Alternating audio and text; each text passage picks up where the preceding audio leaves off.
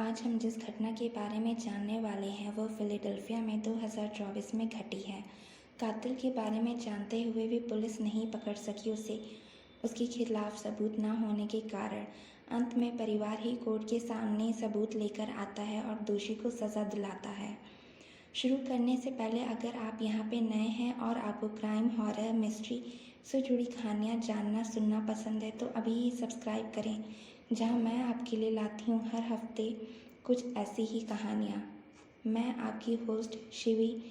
तो चलिए शुरू करते हैं। नादिया बचपन से ही फिलाडेल्फिया में पली बढ़ी थी। पढ़ाई में होशियार, अपने माता पिता का कहना मानना, अपने सारे काम समय पे करना, उसमें सारे ही गुण थे जो एक माता पिता अपने बच्चे में चाहते हैं। उसे बॉलीवुड पिक्चरें देखना भी काफ़ी पसंद था और उससे भी कोई चाहिए था अपने जीवन साथी के रूप में जो कि बॉलीवुड पिक्चर के हीरो जैसा हो, और उसे मिलता भी है, भूपेंद्र। जैसा कि आप जानते हैं कि नादिया बचपन से ही पढ़ाई में अच्छी थी और आगे चल के वो डॉक्टर बनने का सपना देखती है, जिसके लिए फिलाडेल्फिया के एक अच्छे कॉलेज में एडमिशन भी लेती है और जी जान से पढ़ाई में लग जाती है अपने सपने को पूरा करने के लिए। पर धीरे धीरे उसके मार्क्स कम होने लगते हैं। घर वालों को चिंता होती है कि अचानक से नादिया को क्या हो गया है। फिर कहीं सुने पता चलता है भूपेंद्र के बारे में। नादिया की मुलाकात भूपेंद्र से कॉलेज के दिनों में होती है। देखते ही देखते नादिया जैसे पागल सी हो जाती है भूपेंद्र के लिए। सारी बातें जानने के बाद घर वाले नादिया को समझाते हैं कि भूपेंद्र सही लड़का नहीं है उसके लिए, पर नादिया एक नहीं सुनती है उनकी। उसे लगता है वो लोग अलग कर देंगे भूपेंद्र से उसे। फिर वो खुद ही अलग होने का फैसला लेती है अपने परिवार से और भूपेंद्र के साथ अपनी नई जिंदगी की शुरुआत करती है।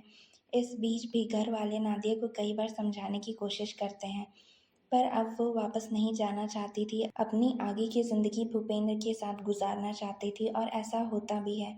दोनों शादी कर लेते हैं और उनके 3 प्यारे बच्चे भी होते हैं।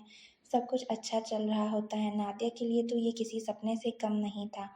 पर फिर कुछ समय बाद कुछ ऐसा होता है कि सब कुछ बदल जाता है, जिसके बारे में नादिया ने अपने सपने में भी नहीं सोचा था। एक दिन नादिया भूपेंद्र अपनी 2 महीने की बेटी के साथ शॉपिंग के लिए मार्ट जाते हैं, जहां अचानक से बच्चे की सांस फूलने लगती है और उसे काफ़ी दिक्कत हो रही होती है सांस लेने में। नादिया परेशान हो जाती है कि अचानक से ये क्या हो रहा है। इसी बीच भूपेंद्र कहता है, तुम ही संभालो इसे, जो करना है करो, मैं यहाँ से जा रहा हूँ। और फिर चला जाता है। उसको कोई फिक्र ही नहीं थी, कोई चिंता ही नहीं थी जैसे। नादिया को कुछ समझ नहीं आया कि ये क्या हो गया भूपेंद्र को अचानक से। पर इन सब की फिक्र छोड़ वो तुरंत इमरजेंसी नंबर पर कॉल करती है। पुलिस और मेडिकल टीम आती है, पर तब तक बहुत देर हो चुकी होती है। नन्ही बच्ची की सांस रुक चुकी होती है। पुलिस को भूपेंद्र पर शक होता है कि क्यों वो भाग गया अपनी बच्ची को इस हालत में छोड़कर। फिर बच्ची के शव को पोस्टमार्टम के लिए भेज दिया जाता है। पुलिस को शक था कि शायद बच्ची की मौत किसी जहरीली चीज़ को खाने से हुई है, पर जब पोस्टमार्टम की रिपोर्ट आती है तो उसमें कुछ भी नहीं देता है ऐसी चीज़ के बारे में। यहाँ तक कि किसी भी बीमारी के बारे में कुछ भी नहीं लिखा रहता है। इस घटना के बाद से नादिया और भूपेंद्र की ज़िंदगी में काफ़ी बदलाव आता है। अब दोनों में छोटी छोटी बात पर बहस होने लगती है और भूपेंद्र नादिया पर हाथ भी उठाने लगता है। ये सारी बात नादिया अपनी बहन मोना से साझा करती है। कुछ समय बाद नादिया की मुलाकात थॉमस नाम के एक व्यक्ति से होती है ऑनलाइन। वो काफ़ी अच्छे दोस्त बन जाते हैं। फिर नादिया सारी बात थॉमस से शेयर करने लगती है और जो पहले हुआ रहता है उस बारे में भी उसे सारी बात बताती है। थॉमस की उम्र नादिया के आसपास ही थी। उसका पूरा नाम थॉमस सिंह था, जो कि इंजीनियरिंग का स्टूडेंट था और उससे पहले वह यूएस आर्मी में काम भी कर चुका था। धीरे धीरे नादिया की ज़िंदगी फिर से ठीक होने लगती है। वो फिर से अपने डॉक्टर बनने के सपने के बारे में सोचने लगती है, जिसके लिए वह एक कॉलेज का फॉर्म भी फिल करती है। 14 जनवरी उसे कॉलेज से फॉर्म एक्सेप्टेंस का मेल आता है। नादिया काफ़ी खुश थी इस बात से। एक दिन की बात है, थॉमस नादिया को कॉल करता है, जिसे भूपेंद्र रिसीव कर लेता है और धमकी देना शुरू करता है कि अगर वो नादिया को जिंदा देखना चाहता है तो उसे सारे मतलब तोड़ दे, वरना नादिया के लिए अच्छा नहीं होगा। भूपेंद्र नादिया पे पहले से भी ज़्यादा हाथ उठाने लगता है, जिससे परेशान होकर नादिया अपने भाई को कॉल करती है जिससे कि भूपेंद्र छीन लेता है और उससे भी लड़ने लगता है। पीछे से नादिया की आवाज़ आती है कि वह उसे बचा ले वरना भूपेंद्र उसे मार डालेगा। भूपेंद्र उसे ढकेल देता है और फ़ोन को कट कर देता है। सारी बात सुनकर भाई काफ़ी परेशान हो जाता है और तुरंत ही नादिया के घर की ओर निकलता है, पर जब तक वो पहुंचता है तब तक काफ़ी देर हो चुकी होती है। घर पर नादिया और भूपेंद्र नहीं थे, पर दोनों बच्चे वहीं थे। दोनों बच्चों को लेकर वो घर वापस जाता है और फिर पुलिस में कंप्लेंट लिखाता है नादिया की किडनैपिंग की। पुलिस नादिया और भूपेंद्र की तलाश में लग जाती है और कुछ ही दिनों में भूपेंद्र पुलिस के हाथ लग जाता है ओहायो में, पर नादिया उसके साथ नहीं थी। पुलिस भूपेंद्र से नादिया के बारे में पूछता है, तब भूपेंद्र बताता है कि नादिया कार लेकर अकेली कहीं चली गई है। उसे नादिया के बारे में कुछ भी नहीं पता है, पर भूपेंद्र की तलाशी के बाद कुछ और ही सामने आता है। भूपेंद्र के पास से कार की चाबी, ड्राइविंग लाइसेंस और कुछ दूसरे नादिया के सामान मिलते हैं, जो कि कुछ और ही इशारा कर रहे थे। पर पक्के सबूत न होने के कारण पुलिस भूपेंद्र को छोड़ देती है, पर उसे फिलाडेल्फिया में ही रहने के लिए कहती है।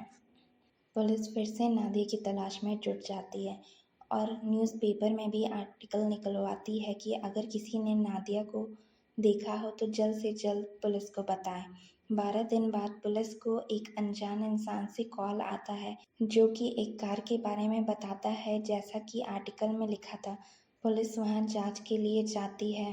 कार के अंदर कपड़े का एक बड़ा सा ढेर था, जिसके नीचे नादिया की लाश दबी है। पुलिस नादिया की लाश को फॉरेंसिक के लिए भेज देती है।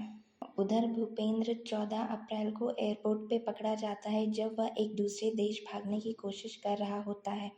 पुलिस कस्टडी में ले लेती है भूपेंद्र को।